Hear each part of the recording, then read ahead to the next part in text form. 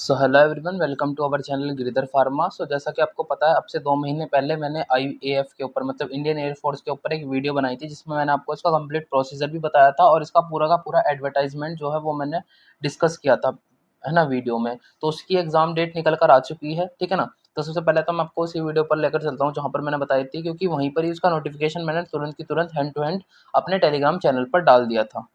जैसे ही आप हमारे चैनल पर आते हैं गिरिधर फार्मा पर, तो यहाँ पर आपको 2 महीने पहले की एक वीडियो मिल जाएगी, ठीक है ना।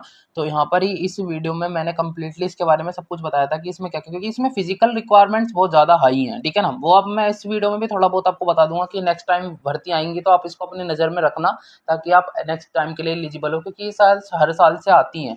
भले ही कम आए ज़्यादा, ये डिस्क्लोज भी नहीं करते हैं कितनी वैकेंसी है, चाहे इनके पास एक ही वैकेंसी हो, चाहे 5 हो, चाहे 10 हो, ये नहीं बताते हैं, क्योंकि आर्मी और मतलब आईएएफ और आर्मी वगैरह ये सब चीज़ अपनी जो भी वैकेंसी है डिस्क्लोज नहीं करते हैं, ठीक है ना। जैसे ही आप इस वीडियो के डिस्क्रिप्शन को ओपन करोगे, फर्स्ट लिंक तो मिलेगा आपको इंडियन एयरफोर्स वेबसाइट का, ठीक है ना। इस वेबसाइट पर जाकर भी आप अपना ये वाला सब कुछ देख सकते हो। अगर किसी ने फॉर्म भरा है तो वहाँ से डाउनलोड आपका अपना जो भी रजिस्ट्रेशन नंबर वगैरह वगैरह घेर कर आप वहाँ से अपना एडमिट कार्ड डाउनलोड कर सकते हो, ठीक है ना। उसके बाद है कंप्लीट नोटिफिकेशन। जैसे आप कंप्लीट नोटिफिकेशन में क्लिक करेंगे तो कंप्लीट नोटिफिकेशन क्लिक करते ही आप टेलीग्राम चैनल पर हमारे पहुंच जाएंगे सीधा सीधा।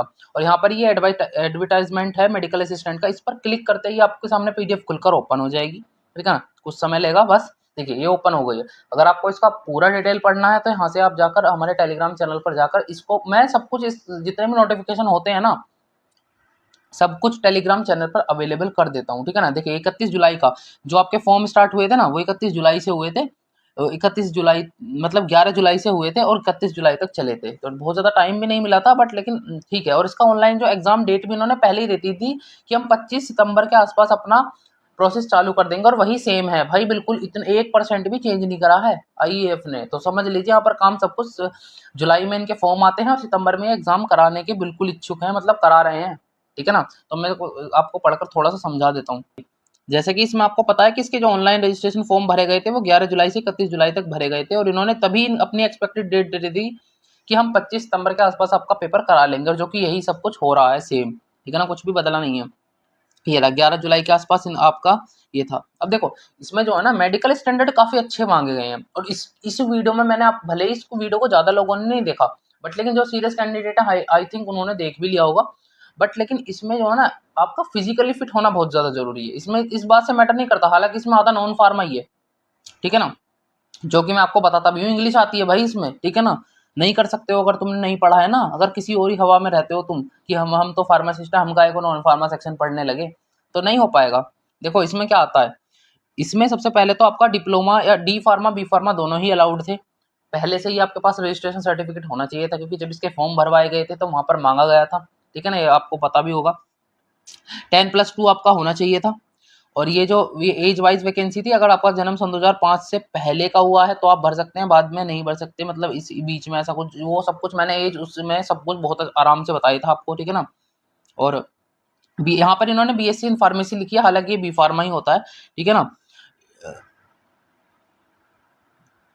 देखो भाई इसमें जो एज थी ना वो सीधी सीधी 21 से 24 थी बस, ठीक है ना। मैं पहले ही बता दूं 21 साल से 24 साल तक ही इसमें एज थी, और 10+2 मांगा गया था। बी फार्मा की डिग्री या डी फार्मा की डिग्री दोनों ही मांगी गई थी। फार्मेसी काउंसिल ऑफ इंडिया में आपका रजिस्ट्रेशन मांगा गया था। उसके बाद देखो ये मेडिकल स्टैंडर्ड भी इसके ठीक ठाक थे, वेट, चेस्ट, हियरिंग, डेंटल सब कुछ मांगा गया था भाई, दांत वांत तुम्हारे सब ठीक होने चाहिए इस वैकेंसी में। उसके बाद 152 सेंटीमीटर हाइट मांगी गई थी। यहाँ पर आपका आँखों वाँखों का सब कुछ है। देखो भाई लेसिक्स कहीं भी अलाउड नहीं होती है, बट लेकिन अगर पता ना चले तो लेसिक सब जगह अलाउड भी होती है। अगर आप लेसिक वाला ऑपरेशन अपनी आँखों को करा लेते हैं और आप नहीं बताते हैं वहाँ पर जाकर, आपसे डॉक्टर पूछेगा कि आपने लेसिक कराई है, तो आप बोल देते हैं नहीं कराई है, तो कोई दिक्कत भी नहीं है। लेसिक हालाँकि अगर आपने ये बोल दिया ना जी हाँ मैंने लेसिक का ऑपरेशन करा रखा है, तो आपको 100% बाहर करेगा, बट लेकिन लेसिक सर्जरी का ऐसा होता है कि पता नहीं चल पाती है, ठीक है ना। तो पुलिस हो या फिर आपका कोई भी मतलब आर्मी हो, कहीं पर भी एक चीज़ अलाउड हो जाती है अगर पता नहीं चल पाती है। पुलिस वगैरह में तो बहुत ज़्यादा अलाउड, ये छूट मतलब खुली छूट रहती है कि अगर आपने करा लिया, अगर आपकी आँख कमज़ोर थी, आपने लेसिक करा लिया, पता नहीं चला, तो बात अलग है। अगर आपसे डॉक्टर पूछता है तो आप मना कर दीजिए कि नहीं मैंने ऐसा कुछ नहीं करा, तो आपको छोड़ दिया जाता है, ठीक है ना। लेसिक का तो ये खेल है, मैंने आपको समझा दिया। बॉडी टैटू के ऊपर सब कुछ यहाँ पर था भाई, ठीक है ना। ये ऐसे वैसे नोटिफिकेशन मत मानना, इसे हल्के में लेने की जरूरत मैंने पहले बता दिया बिल्कुल भी नहीं है। यहाँ पर देख लीजिए इसकी सीक्वेंस ऑफ एग्जाम क्या क्या था। ये देखो मार्किंग पैटर्न, ऑनलाइन एग्जाम, भाई सब कुछ है इसमें, ठीक है ना। फेज 2 में क्या होगा, फेज 1 में काफी काफी फेजों में ये एग्जाम बटा हुआ था, ठीक है ना। PST 1 PST 2 सब कुछ था इसमें, ठीक है ना। और इस वीडियो में मैंने आपको सब कुछ बता रखा है।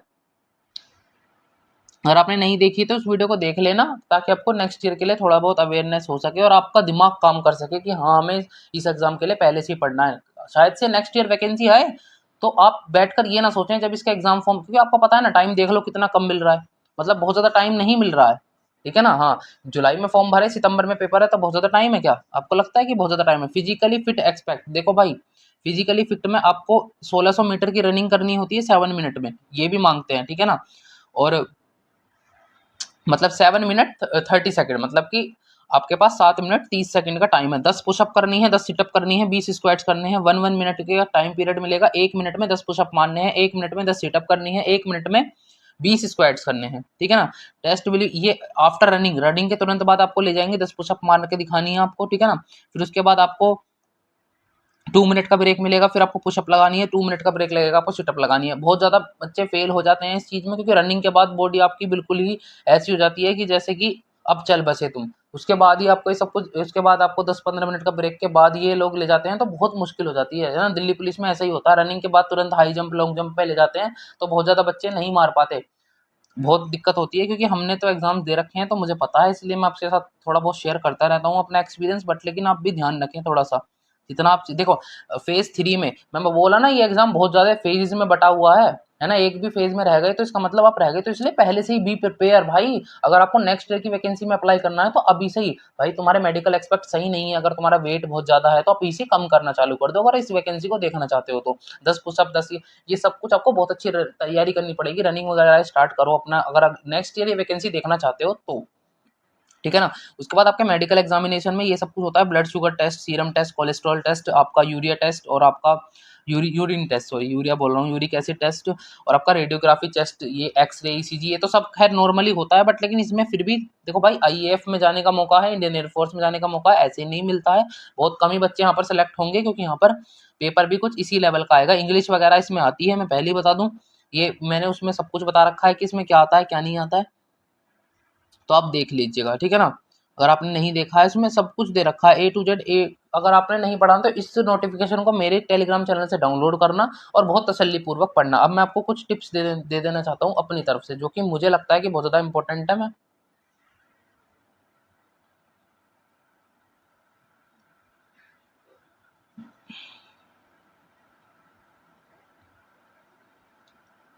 देखो भाई, मेरी तरफ से सबसे ज़्यादा इम्पोर्टेंट क्या है, देखो सबसे पहले तो आप अपना एयरफोर्स का ना मतलब यहाँ से अपना डाउनलोड करके देख सकते हो, क्योंकि नेक्स्ट ईयर भी कुछ बदलाव नहीं होगा, बस वैकेंसीज का बदलाव होगा। Same to same notification cut copy paste करके ऐसे ही डाल दिया जाता है, ठीक है ना। अगर ये हर साल वैकेंसी आती है तो देखो काफ़ी सारे लोगों ने इसे देखा भी हुआ है। अब आप यहाँ पर पहुँचो, देखो एक बात ध्यान रखना मेरी, यहाँ पर GK GS का बहुत ज़्यादा रोल रहने वाला है, इंग्लिश का बहुत ज़्यादा रोल है, नॉन फार्मा सेक्शन का यहाँ पर बहुत ज़्यादा रोल है।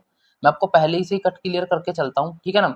अब हमेशा ध्यान रखना GK GS में आपसे क्या चीज़ें पूछी जाएंगी। GK GS में करंट अफेयर पर बेसिकली फोकस करना, जिस देखो भाई ये सब चीज़ें ना उसके लिए हैं जो क्या नाम है आपका, जो सीरियस कैंडिडेट है या फिर जिसने फॉर्म भरा है, जो पढ़ना चाहता है। देखो एक सबसे पहली बात तो टेलीग्राम चैनल को ज्वाइन कर लेना, यहाँ पर आपको इसी तरीके की चीज़ मिलेंगी जो चीज़ आपके डायरेक्ट पेपर में नजर आएंगी। मैं आपको हमेशा ध्यान दिलाना चाहता हूँ कि पेपर में GK GS में अधिकतर जो आजकल वेटेज बढ़ रहा है वो करंट अफेयर का बढ़ रहा है। करंट अफेयर और GK GS एकदम तवा तोड़ लेवल की पूछी जा रही है। आप किसी भी पेपर को उठा के देख लीजिए, इससे पहले CGL स्टेनो और उससे पहले IB वगैरह के पेपर हुए हैं, तो इनमें ठीक ठाक चीजें पूछी जा रही हैं। मैं आपको पहले ही बता दूं बहुत अच्छी चीजें पूछी जा रही हैं। अब मैं यहाँ पर आपको करंट अफेयर की प्रैक्टिस करा रहा हूँ। देखो जैसे कि मैंने अभी यहाँ पर रिसेंटली एक क्वेश्चन डाला है, अहमदाबाद रेलवे स्टेशन का नाम बदलकर हाल ही में क्या रखा गया। देखिए आपको पता है कि अहमदाबाद रेलवे स्टेशन का नाम बदलकर अहिल्याबाई अहिल्यानगर रेलवे स्टेशन कर दिया गया है। क्या तुम्हें नहीं लगता कि ये क्वेश्चन डायरेक्ट पेपर में आने लायक है? किसी न किसी शिफ्ट में लिख के ले लो मुझसे, एक क्वेश्चन तुम्हें कहीं ना कहीं टकरा जाएगा। हो सकता है आपके पेपर में ना आए, हो सकता है SSC में पूछ लिया जाए, हो सकता है CPO में पूछ लिया जाए, हो सकता है अदर किसी एग्जाम में पूछ लिया जाए, पर लेकिन ये क्वेश्चन आना तय है।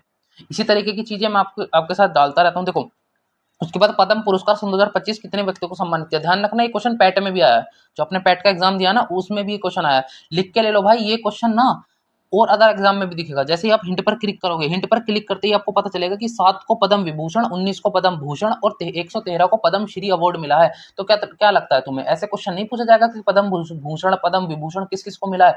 हाँ अरे भाई अभी तो मैं आपको नॉर्मली बता रहा हूँ, इनके नाम भी याद करने पड़ेंगे कि आपको किसको पद्म भूषण किसको पद्म विभूषण मिला है, क्योंकि यहाँ पर बहुत ज्यादा खेल हो रहता है जीके जीएस और करंट अफेयर को। उससे पहले जो है मैंने आपको एक रीजनिंग का क्वेश्चन डाला हुआ, उससे पहले मैंने रीजनिंग की। तो इसी तरीके से देखो भाई, एक बात मैं आपको बता दूं, अगर आप टेलीग्राम चैनल को ज्वाइन कर लेते हो तो आपकी बहुत सारी चीजें क्लियर हो जाएंगी।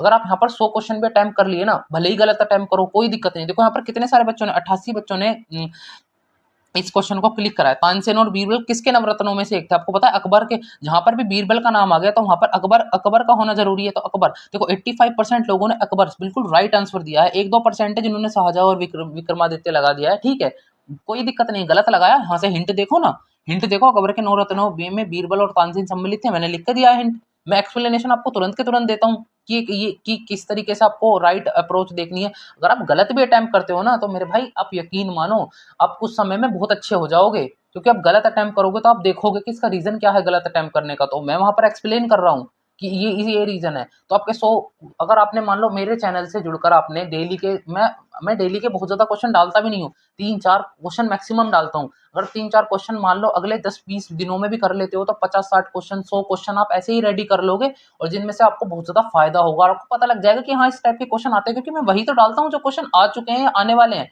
मैं वो क्वेश्चन थोड़ी ना डालूंगा कि मतलब कुछ भी थोड़ी ना डालूंगा। भाई ये अहमदाबाद रेलवे स्टेशन का क्वेश्चन करंट अफेयर का बहुत इंपॉर्टेंट क्वेश्चन है। इसके बाद ये क्वेश्चन आया हुआ है तानसेन और बीरबल के नवरत्नों में कौन था। उसके बाद पद्म भूषण वाला क्वेश्चन आया हुआ है। उससे पहले रीजनिंग के ये सब क्वेश्चन आए हुए हैं किसी ना किसी एग्जाम में, आरआरबी में। या फिर देखो आपको पता है आरआरबी फार्मासिस्ट, कोई भी फार्मासिस्ट का एग्जाम हो, कोई भी गवर्नमेंट जॉब का एग्जाम हो, बिना जीके जीएस बिना करंट अफेयर के नहीं निकल सकता वो एग्जाम। आपको पढ़ना ही पड़ेगा, है ना।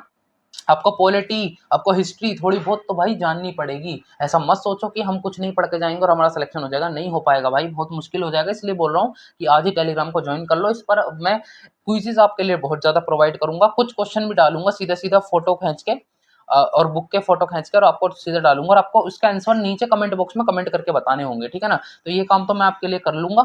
और इसके बाद मैं जो मेरी जो एक नेक्स्ट वीडियो में एक रोड मैप पर लेकर आने वाला हूँ, किस तरीके से आपको फार्मासिस्ट के एग्जाम को क्रैक करना है, फिर किस तरीके से आपको अपनी प्रिपरेशन स्ट्रेटेजी बनानी है कि आगे आने वाले 3-4 महीने में जो भी आपके एग्जाम्स हैं उनके लिए आप कर लो। तो ठीक है ना, चैनल को सब्सक्राइब कर लेना। और उसके बाद मैं आपको 1-to-1 वीडियो, अगर ज्यादा ही डिमांड आती है, अगर आपकी डिमांड है कि मैं रीजनिंग वगैरह और जीके जीएस वगैरह ये सब स्टार्ट करो, देखो क्विज़ेस आपके टेलीग्राम पर चलेंगे, बट लेकिन मैं वहाँ पर आपको लिए कुछ क्लासेस भी अरेंज कर दूंगा। मतलब कुछ क्लासेस में मैं आपको रीजनिंग वगैरह के एक नॉर्मल सी मतलब एक ओवरव्यू दे दूंगा, कुछ क्वेश्चन सोल्व करके दिखा दूंगा इस तरीके से, और फिर आप यहाँ पर आकर क्विज अटेंड कर लीजिए। कॉन्सेप्ट मैं आपको वीडियो में सिखा दूंगा अपने चैनल पर, क्विजेज आपको लिए प्रैक्टिस क्वेश्चन आपको टेलीग्राम पर मिल जाएंगे, आपकी सारी दिक्कतें खत्म हो जाएंगी। फिर उसके बाद सिर्फ और सिर्फ आप रहेंगे और आपके साथ आपका ज्ञान रहेगा, और आप अपने लिए कितनी मेहनत कर पाते हैं उस चीज से आपका रिजल्ट निकल कर आएगा।